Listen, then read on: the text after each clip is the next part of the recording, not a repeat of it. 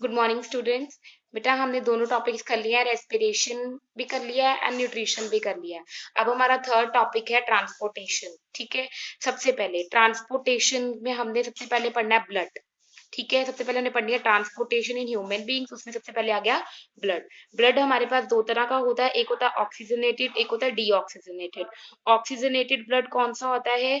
जो oxygen is attach to haemoglobin of the blood. जब oxygen जो है वो हीमोग्लोबिन के साथ अटैच होता है वो होता है ऑक्सीजनेटेड। जब CO2 और बहुत कम ऑक्सीजन अटैच होता है तो हीमोग्लोबिन हीमोग्लोबिन उसको हम बोलते हैं डीऑक्सीजनेटेड ब्लड। ठीक है, तुमने ज्यादा डीपली नहीं जाना है, सिर्फ मेन मेन जितना मैं करा रही हूँ बस उतना ही समझना है, बाकी तुमने क्वेश्चंस ही अपने पढ़ने और लर्न करने हैं। ठीक है, next component of blood. Component of blood का मतलब होता है कि ब्लड किस किस से बना होता है। सबसे पहले आ गया प्लाज्मा। ब्लड प्लाज्मा से बना होता है, ठीक है, जिसमें 55% ब्लड होता है, 92% वाटर होता है और 8% सॉल्यूट्स होते हैं। ठीक है, फिर ब्लड सेल्स होते हैं। ब्लड सेल्स हमारे पास तीन तरह के होते हैं, आरबीसीज, डब्ल्यूबीसीज एंड प्लेटलेट्स।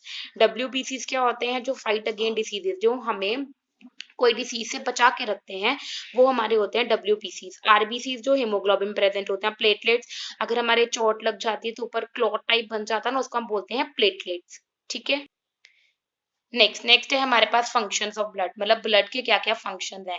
दो चार ही हैं, जो तुम्हें क्वेश्चन में दिए हैं वही पढ़ना है, मैंने समझाना है तुम लोगों को। ये ट्रांसपोर्टेशन मतलब हम जो खाना खाते हैं वो हमारे पाँव तक भी पहुंचते, पूरी की पूरी एनर्जी वो कौन पहुंचाता है? ब्लड पहुंचाता है। हमारी बॉडी में से एक्सक्रीट, यूरिया एक्सक्रीट होता है, यूरिक एसिड, अमोनिया सब हमारा ब्लड ही एक्सक्रीट करता है। ठीक है, उसके बाद उन्होंने बोला ये ट्रांसपोर्ट ऑफ ऑक्सीजन में भी काम आता है। ठीक है, blood act as a buffer system. Buffer का मतलब होता है हमारी बॉडी की पीएच को बढ़ने नहीं देता है। ये इसकी जो प्लेटलेट्स होते हैं वो हमें ब्लड फ्लो होने से बचाते हैं, एक क्लोट बना देते हैं। ठीक है, तो हमें वो ब्लड फ्लो होने से बिल्कुल बचा के रखते हैं। ठीक है, नेक्स्ट बेटा हमारे पास ब्लड वेसल्स। अगर हम हार्ट की बात करें, हार्ट में हमारे पास 4 चैम्बर्ड होते हैं। ठीक है, ये हमारे पास पूरा सेक्शनल व्यू है हार्ट का। ठीक है, ये हमारे पास पूरा सेक्शनल व्यू है किसका? हार्ट का पूरा सेक्शनल व्यू तुम्हें दे रखा है। ठीक है, उसके बाद उन्होंने बोला ब्लड वेसल। जैसे हमारे ब्लड में आर्टरीज होती हैं, आर्टरीज का क्या फंक्शन है, कैरेक्टरिस्टिक्स नहीं पढ़ने होते किसी के भी। ठीक है, हमने इसके फंक्शंस पढ़ने हैं। आर्टरीज का फंक्शन क्या है? ये ऑक्सीजनेटेड ब्लड को लेता है हमारे हार्ट में से और हमारे बाकी सब ऑर्गन्स तक पहुंचाता है। ऑर्गन्स मतलब हमारे टो, फीट, लेग्स जो भी है। ठीक है, उसके बाद वेन्स का क्या काम है? वेन्स डीऑक्सीजनेटेड ब्लड लेती हैं हमारी अलग डिफरेंट ऑर्गन से और उसको किसको तक पहुंचाती हैं? हार्ट तक। आर्टरीज का उल्टा क्या करती हैं? वेन्स। आर्टरीज का क्या काम है? ऑक्सीजनेटेड ब्लड को हार्ट से लेना और बाकी ऑर्गन्स तक लेके जाना। वेन्स का क्या काम है? डीऑक्सीजनेटेड मतलब गंदा जो ब्लड होता है, डीऑक्सीजनेटेड का मतलब है सिंपल गंदा ब्लड। ठीक है, सिंपल लैंग्वेज में जो हमारा गंदा ब्लड होता है उसको लेके जाना और कहाँ पहुंचाना? हार्ट में पहुंचाना।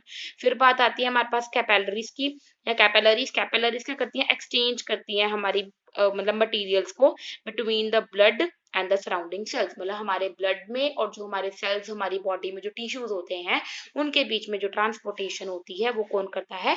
कैपिलरीज करती है। ठीक, नेक्स्ट बेटा सर्कुलेशन ऑफ ब्लड। हमारी बॉडी में जो ब्लड होता है वो कैसे सर्कुलेट होता है, अब यहाँ से पढ़ते हैं। ये हार्ट है, हार्ट के हमारे पास 4 चैम्बर्स हैं। देखो ध्यान से, left left atrium, atrium, right ventricle, left ventricle. ठीक है, यहाँ से क्या होता है कि जो हमारे पास superior and inferior vena cava होता है वो अंदर गया राइट वेंट्रिकल में, राइट वेंट्रिकल से राइट एट्रियम से राइट वेंट्रिकल, राइट वेंट्रिकल से हमारे पल्मोनरी आर्टरी में, पल्मोनरी आर्टरी में ब्रांचेस में पहुंच जाता है। फिर हमारे लंग्स में जाता है, लंग्स से फिर पल्मोनरी वेन्स में जाता है, पल्मोनरी वेन से लेफ्ट एट्रियम से आता है, लेफ्ट एट्रियम से लेफ्ट वेंट्रिकल में जाता है, फिर अयोटा में आता है, फिर अयोटा की ब्रांचेस में जाता है, फिर कैपिलरीज में जाता है, कैपिलरीज के बाद सुपीरियर वेना केवा में जाता है और फिर यहाँ से हार्ट में आ जाता है। मतलब ये एक डबल सर्कुलेशन है। पहले राइट वेंट्रिकल से जाता है, राइट वेंट्रिकल से होता होता होता होता लेफ्ट वेंट्रिकल में पहुंच जाता है। तो ये हमारे पास इस तरह का एक प्रोसेस होता है। इसी तरह अगर हम प्लांट्स की बात करें, ट्रांसपोर्टेशन इन प्लांट्स, तो प्लांट्स में जाइलम और फ्लोएम होते हैं। जाइलम का क्या काम है? ये मूवमेंट ऑफ वाटर करते हैं अपवर्ड डायरेक्शन में। फ्लोएम का क्या काम है? ये ट्रांसपोर्ट करते हैं फूड। ठीक है। ये सेल वॉल को थिकनिंग देते हैं, मतलब एक होता है ना, थिकनिंग का मतलब एक बहुत गाढ़ापन, मोटापा सा टाइप उसको वो देते हैं, ठीक है। और ये मतलब इतने सारे नहीं पढ़ना है तुमने, ये सारा कुछ नहीं पढ़ना है। सिंपल ये पढ़ के रखना है कि ये वाटर की मूवमेंट करते हैं, फ्लोइम फूड की मूवमेंट करता है और जाइलम वाटर की मूवमेंट करता है, ठीक है।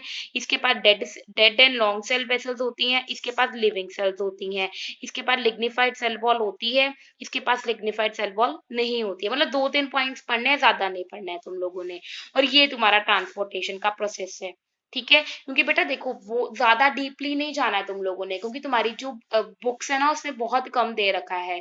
जितना दे रखा है हमने उतना ही पढ़ना है। ये जो बुक है, ये दूसरी बुक है ना, ये एक रिफ्रेशर टाइप है, तो रिफ्रेशर में हमेशा हमें ज्यादा ही दिया होता है, तो इतना ज्यादा तुम लोगों ने नहीं पढ़ना है। जितना मैंने पढ़ा है सफिशिएंट है, ठीक है।